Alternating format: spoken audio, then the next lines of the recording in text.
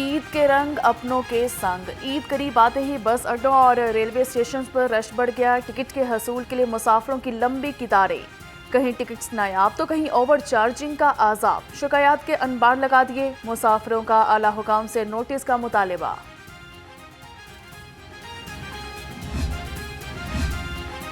عید میں چند روز باقی، وقت کم، مقابلہ سخت کا مرحلہ۔ بازاروں میں خریداروں کا ہجوم بڑھ گیا۔ خواتین کی عید کے لیے نئے کپڑے، جوتے اور مختلف اشیاء کی خریداری جاری۔ سب سے زیادہ مہندی کے سٹالز پر رش، خواتین اپنی پسند کے ڈیزائن بنوانے میں مصروف۔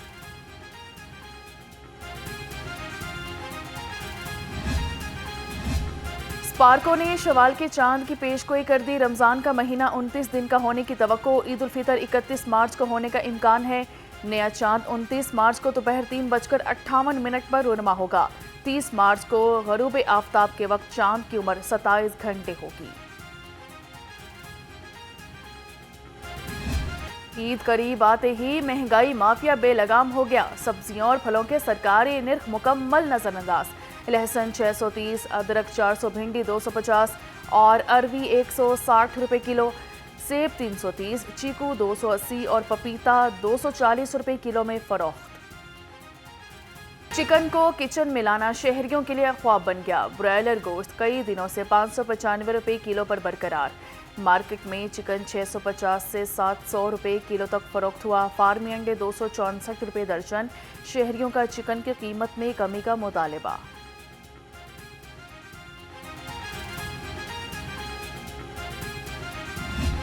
عالمی مارکیٹ میں تیل کی قیمتوں میں کمی کا سلسلہ جاری۔ قیمت میں $1.40 کی کمی۔ پاکستان میں بھی عید الفطر کے موقع پر قیمتوں میں کمی کا امکان ہے۔ ذرائع کے مطابق پیٹرول $3.18 اور ڈیزل $3 فی لیٹر تک سستا ہونے کی توقع۔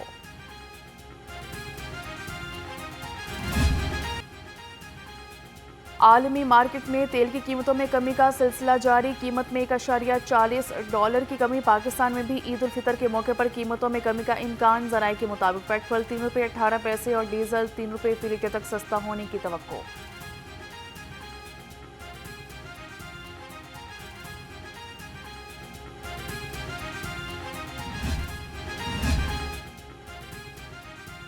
عید الفطر پر LWMC کا صفائی پلان تشکیل۔ CEO LWMC بابر صاحب دین کہتے ہیں، پہلی شفٹ میں 13,000 ورکرز ڈیوٹی پر مامور ہوں گے۔ دوسری اور تیسری شفٹ میں 3,000 ورکرز ہوں گے۔ شہر بھر میں صفائی کے بہترین انتظامات ہوں گے۔ شہر میں سورج آنکھیں دکھانے لگا، درجہ حرارت 30 ڈگری تک پہنچ گیا۔ تیز دھوپ سے گرمی کی شدت میں اضافہ۔ کم سے کم درجہ حرارت 15 ڈگری سینٹی گریڈ ریکارڈ۔ شہر میں فضائی آلودگی کے بھی گیرے، 160 ایئر کوالٹی کے ساتھ لاہور 5ویں نمبر پر آ گیا۔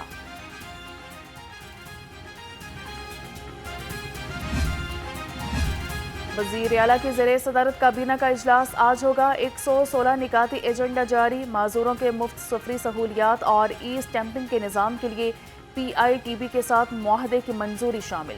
آرمز آرڈیننس 1965 میں ترمیم بھی ایجنڈے کا حصہ۔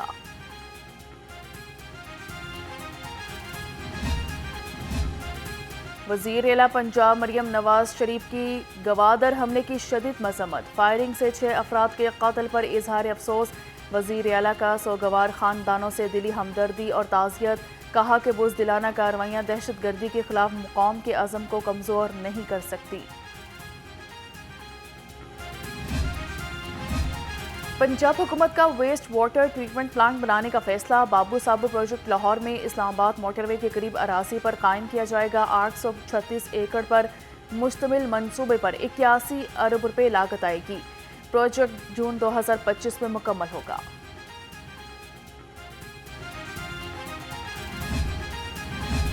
طالبات کے لیے بلا سود بائکس فراہمی اسکیم۔ وزیر ٹرانسپورٹ اینڈ ماس ٹرانزٹ کی زیر صدارت اجلاس۔ طالبات کو بائکس کی ڈیلیوری کا ہدف جلد مکمل کرنے کی ہدایت کر دی۔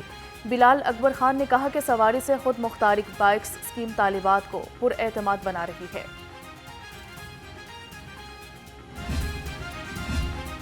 شالامار باغ کو محفوظ بنانے کے لیے اہم اقدام۔ باغ کے اطراف کی عمارتوں کی منزلوں کو محدود کیا جائے گا۔ رہائشی اور کمرشل عمارتوں کو 1 اور 2 منزلوں تک محدود کرنے کا فیصلہ۔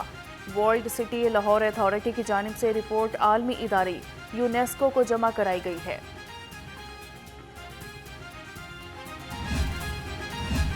محکمہ زراعت کا سیٹرس فروٹ کے احیاء منصوبے کو منظوری مل گئی۔ 40 کروڑ 43 لاکھ روپے پلانٹ اور مشینری کے لیے مختص کر دیے گئے۔ 4 کروڑ 26 لاکھ سے نئی گاڑیاں بھی خریدی جائیں گی۔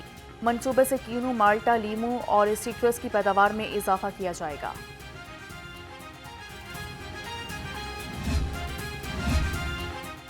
چوہدری شافی حسین سے چیئرمین رویت ہلال کمیٹی مولانا عبدالخبیر آزاد کی ملاقات۔ امن و امان کی صورتحال اور محکمہ اوقاف کے امور پر گفتگو۔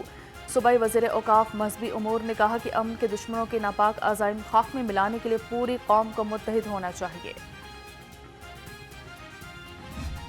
گورنمنٹ کو ہوش کے ناخن لینے چاہیے کہ اداروں کو یہ بتائیں کہ عوام تو پہلے ہی مہنگائی میں پسی ہوئی ہے، اور بجائے کہ عوام کو ریلیف دینے کے الٹا یہ ٹول پلازے کی مد میں عوام کے اوپر بوجھ ڈال رہے ہیں۔ نیشنل ہائی وے اتھارٹی کا ٹول ٹیکس میں اضافہ ٹرانسپورٹرز کا معاشی قتل ہے۔ سرپرست اعلیٰ منی مسئلہ ایسوسی ایشن محمد الطاف کہتے ہیں کہ ہمیں ٹول ٹیکس فیس میں اضافہ کسی طور قبول نہیں۔ احتجاج ریکارڈ کرائیں گے، حکومت کی جانب ہمیں کوئی ریلیف نہیں مل رہا۔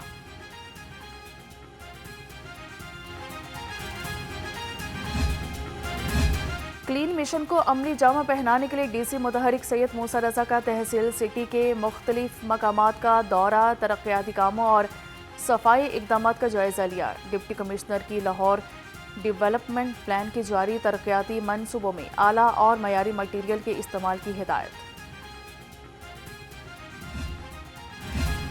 ڈی ایس پی عہدے پر ترقی پانے والے افسران کے اعزاز میں تقریب۔ آئی جی پنجاب نے 78 افسران کو رینک لگائے۔ ترقی پانے والے افسران اور ان کے اہل خانہ کو مبارکباد، کہا کہ ماتحت فورس کی استعداد کار ضروریات اور ویلفیئر کا بھی خیال رکھیں۔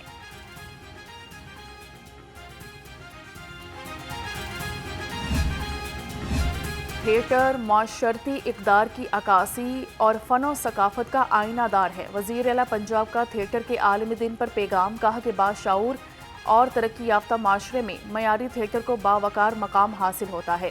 فن اور فنکار کی فلاح و بہبود حکومت کی ترجیحات میں شامل ہیں۔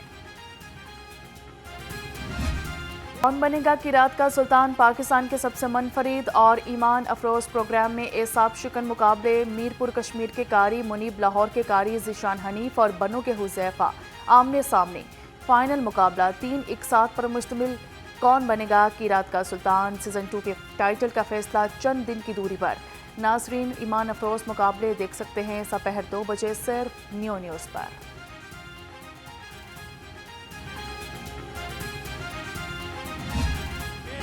نعت کا سلطان بننے کا سفر، ایمان افروز اور پرجوش مقابلے جاری۔ سکلین رضا نے زین رضا کو شکست دے کر نعت کا سلطان بننے کی دوڑ سے باہر کر دیا۔ سیمی فائنل میں زین رضا صرف 1 نمبر کے فرق سے شکست کھا گئے۔ پروگرام نعت کا سلطان میں ایمان افروز مقابلے پورا ماہ رمضان صبح 3 بجے صرف نیو نیوز پر۔